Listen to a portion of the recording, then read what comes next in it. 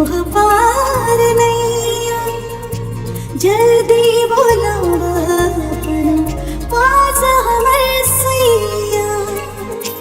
एक तो समय आ गई दूजे तुझसे गलती रे भाई।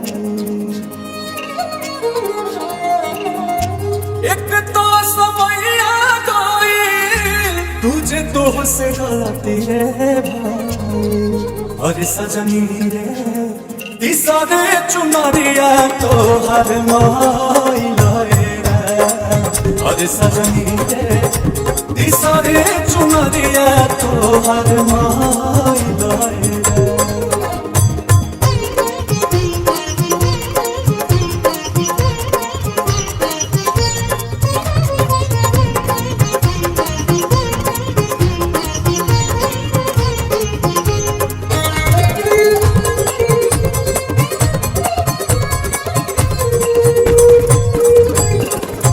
बचपन बितवलू तू तो खेल के नदानी में हम के भुलाई गईलू जोसरा जवानी में।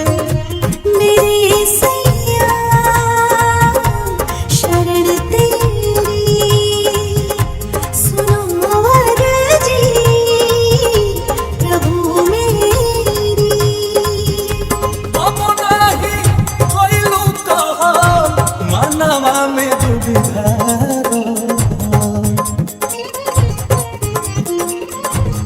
अब नहीं कोइलू कहा मनवा में दुविधा। अरे सजनी रे काम नहीं आई गुरबा भाईला रे। अरे सजनी रे तीसरे चुनरिया तो हर माइला।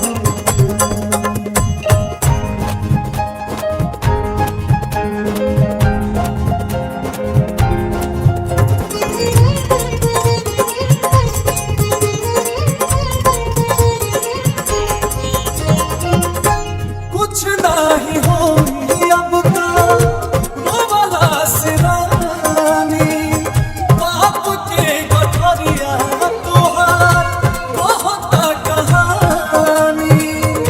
मेरे राजा रहम करना शरण अपनी मुझे रखना।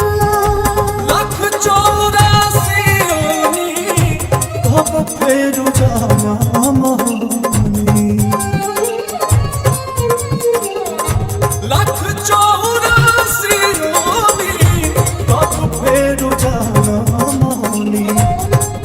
अरे सजनी रे चली ना बहाना कमलो पाइला रे।